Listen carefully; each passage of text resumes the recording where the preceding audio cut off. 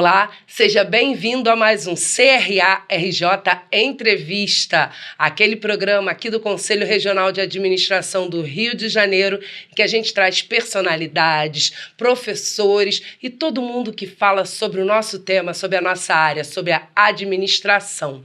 E hoje eu estou aqui com o professor Charbel Zaib, que é da Unisão José, ele é reitor da Unisão José, é professor, está há muito tempo nessa estrada e um grande parceiro do Conselho para contar um pouquinho sobre essa história entre as duas instituições.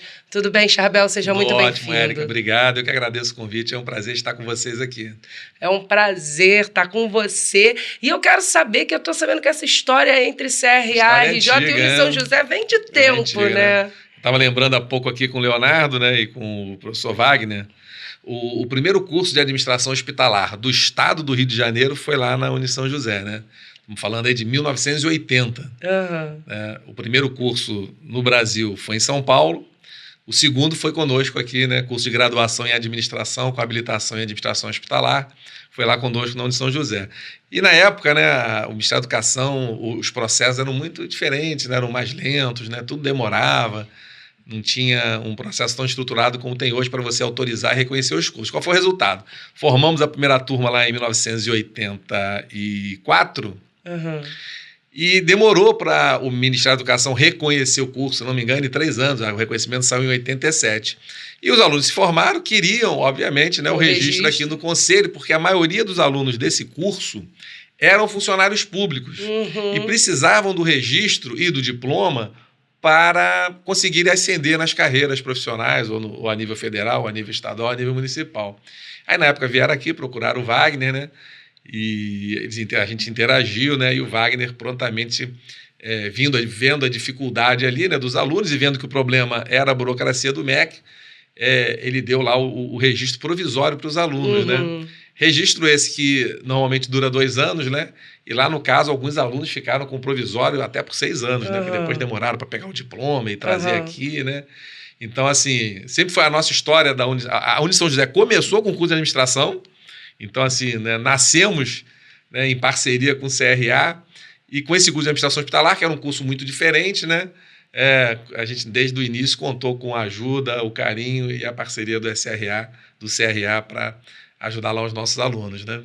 Então, assim, se esse primeiro curso da administração hospitalar foi 84, 40 anos, não tem data melhor para a gente fazer esse bate-papo. 40 anos dá para cantar até parabéns. É verdade, 40 anos. Mas a sua relação com a administração, ela é a mais próxima, né? Você é mestre em administração. Exatamente. Ano passado, ele recebeu o prêmio Emérito em Administração aqui do Conselho Regional de Administração, lá na LERJ, em uma sessão promovida pelo deputado André Correia. Foi um momento muito bacana, né? Fala um pouquinho, Charbel. Não, foi assim, uma honra para mim, né, receber esse reconhecimento aí por parte do CRA, né, pelas mãos do nosso querido presidente, a quem eu admiro muito, Wagner Siqueira.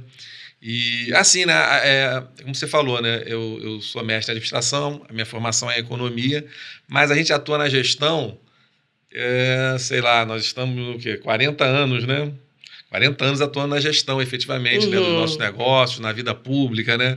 Então, para mim, foi muito importante, né, esse reconhecimento por parte do CRA, porque efetivamente trabalhamos com gestão a vida inteira e eu costumo dizer que não há nada mais importante do que liderar as pessoas, né?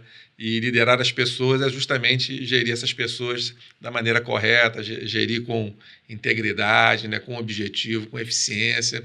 E eu acredito que a gente tenha conseguido, nesses últimos anos, cumprir bem esse papel.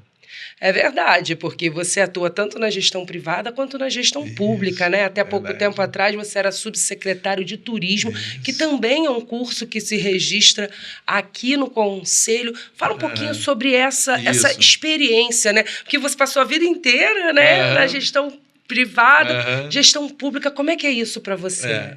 Um desafio e, ao mesmo tempo, assim, uma honra também, né? A gente poder trabalhar para a população, né, fluminense, para a população carioca, né? Eu tive lá atrás uma oportunidade de ser secretário de Trabalho do Estado e, na época, a gente focou muito na questão da qualificação profissional, porque você veja, estou falando aí de 2012, né? E você veja, naquela época a gente já vivia essa dinâmica que o Rio de Janeiro, apesar de toda a sua pujança, a gente não pode esquecer que o Rio de Janeiro é a segunda maior economia do país, né? Somente atrás de São Paulo, bem na frente de Minas, né? Às vezes as pessoas imaginam que o tamanho do Rio de Janeiro é próximo de Minas. Para vocês terem uma ideia, a arrecadação de São Paulo de tributos girou em torno de 760 bilhões de reais ano passado, tributos federais. O Rio ficou em 480 bilhões, Minas em 160. Então você vê que a distância do Rio para Minas é muito grande, né? Então o Rio é realmente um grande polo industrial, comercial e de serviço do país. E naquela época, em 2012, a gente se deparou com essa dificuldade, né? Você tinha empregos, mas você não tinha mão de obra qualificada. Então, naquele período, eu me dediquei a estimular, né, os programas de qualificação profissional aqui no Estado. Fizemos isso com razoável sucesso, apesar de todas as dificuldades, né, que gerir a coisa pública enfrenta. Foi bem bacana. E mais recentemente eu recebi o convite, né? Eu sou membro da Academia Setur, né, que é um órgão do governo do Estado que reúne todos os formadores de mão de obra aqui do Estado.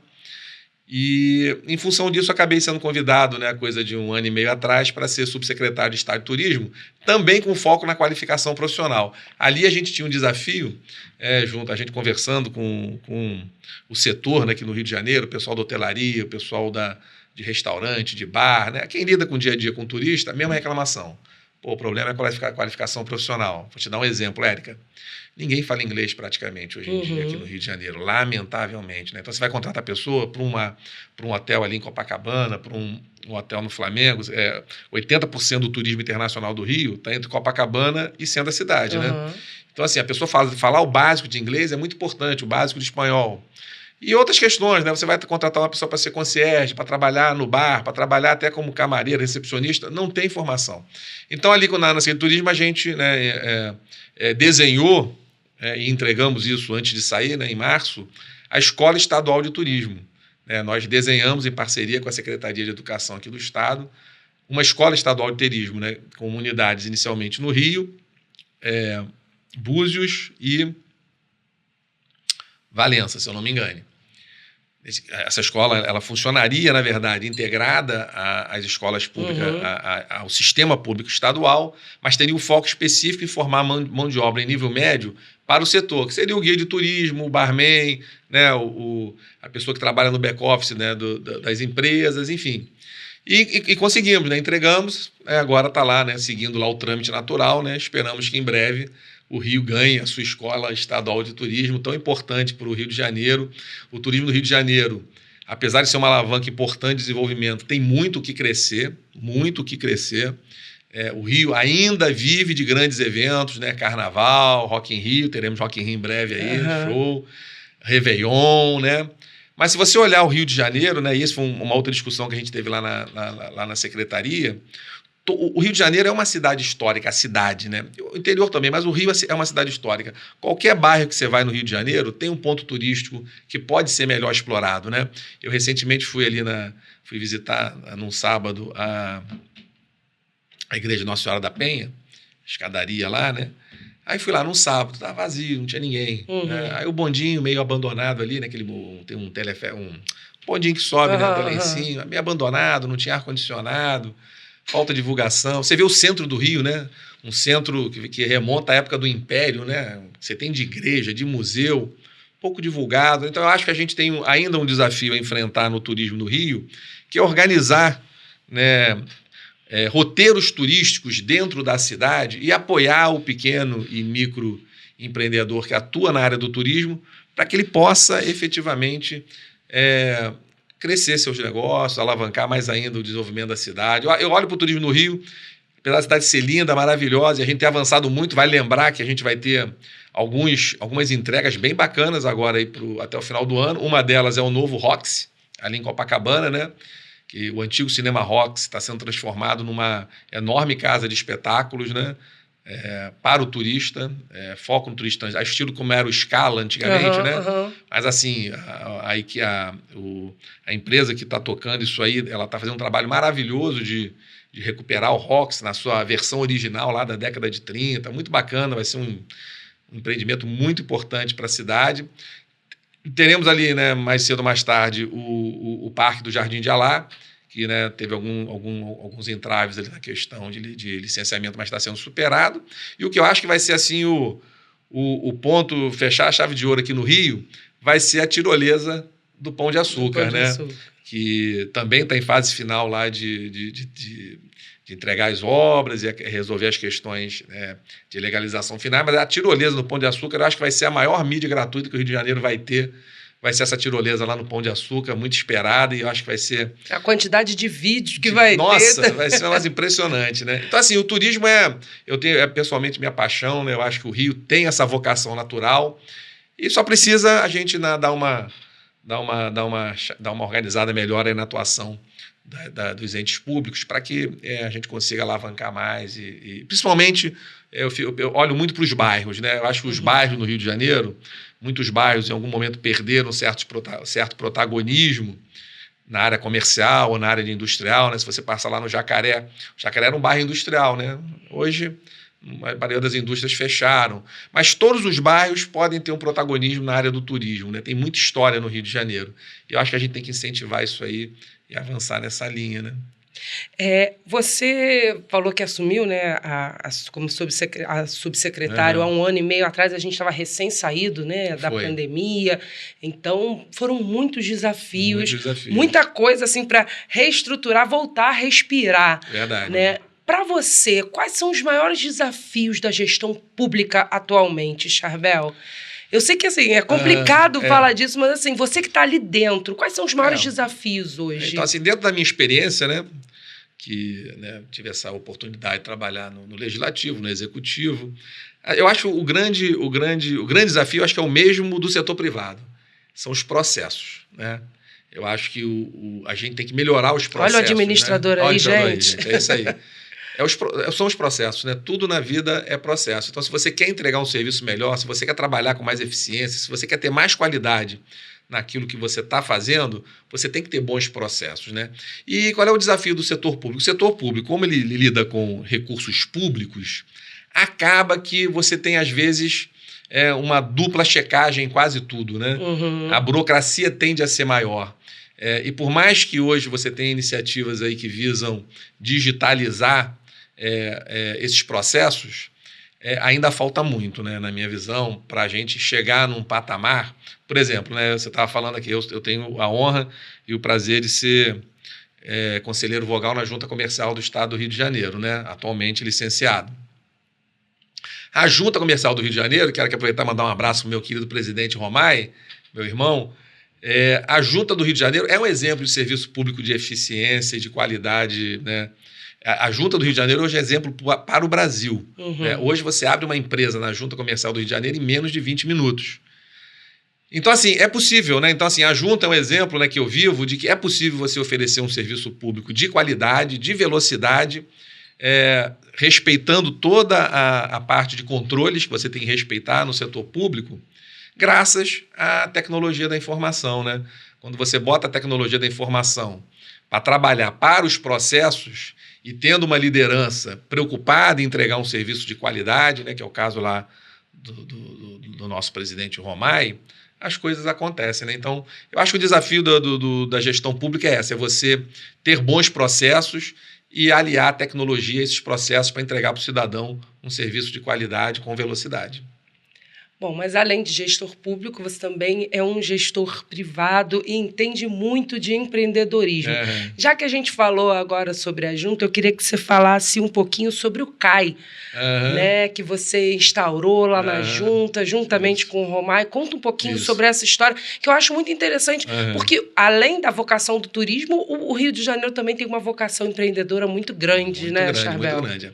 Na verdade, a minha contribuição no CAI foi dar a ideia, né? Eu dei a ideia, quem obviamente operacionalizou e tem tocado isso aí é a Junta Comercial com a equipe que está lá, né?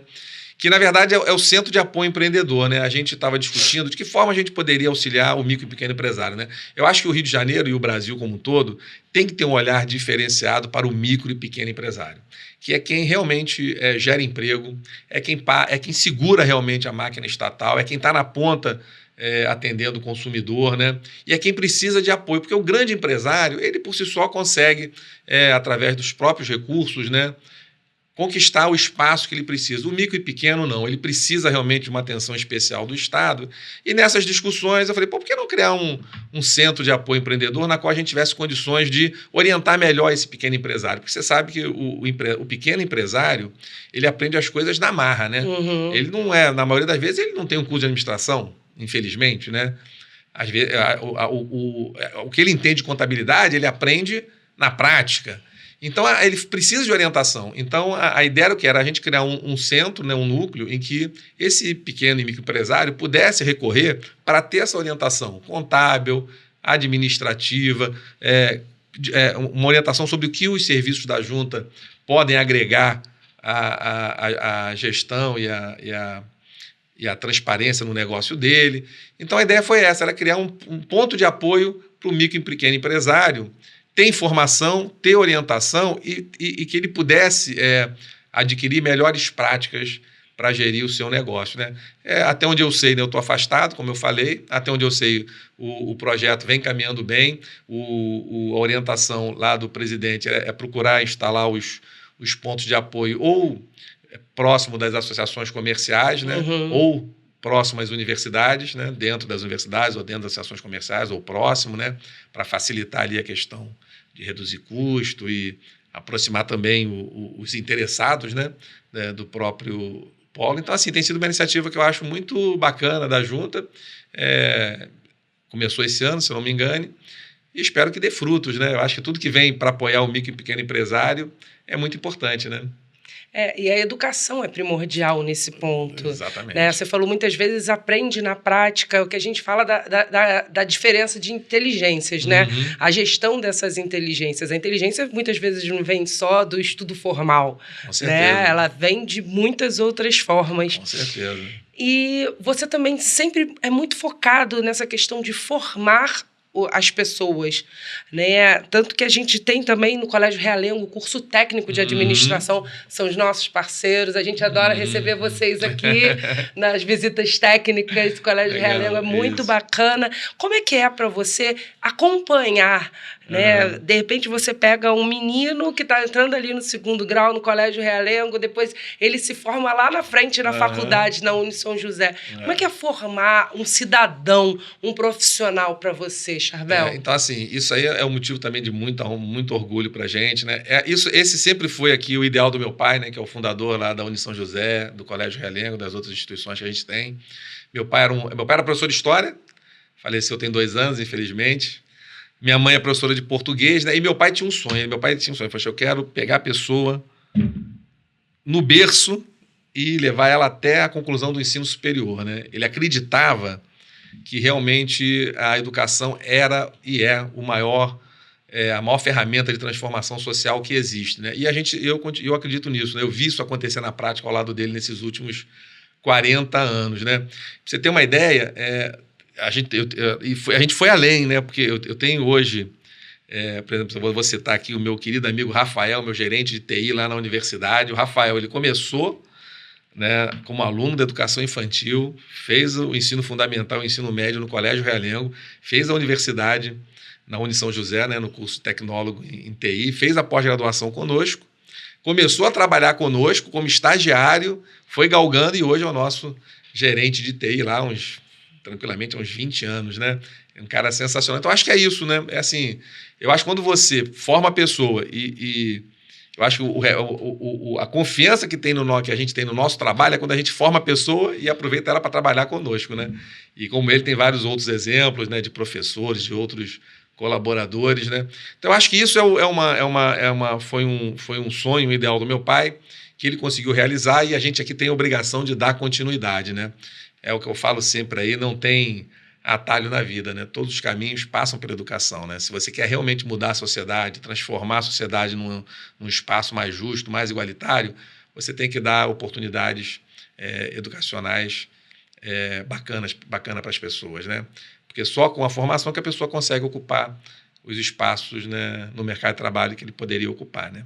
Então, assim, para mim é muito gratificante e o que eu posso dizer é isso. A gente vê na prática todos os dias esse impacto tão bonito que a educação causa na vida das pessoas e das famílias dessas pessoas, né? No entorno, até hoje é muito comum, né? Acho que, né, para quem não sabe, a Unisão José, apesar de hoje na EAD estar atuando no Brasil todo, ela tem a sua sede principal em Realengo, né? Que é uma região carente da nossa cidade, né? Então é muito comum nós ainda assistirmos hoje o aluno tirar um diploma de curso superior lá conosco, de administração, por exemplo, e ser a primeira pessoa daquela família que conseguiu concluir o ensino superior. Quer dizer, isso é muito bacana, né? É muito bacana, né? Eu realmente acredito que esse é o caminho para mudar a sociedade. Hoje o pessoal fala muito de violência, né? E a violência é um problema grave aí na nossa cidade, realmente, né? No nosso país. Mas eu continuo dizendo, a violência é uma consequência, né?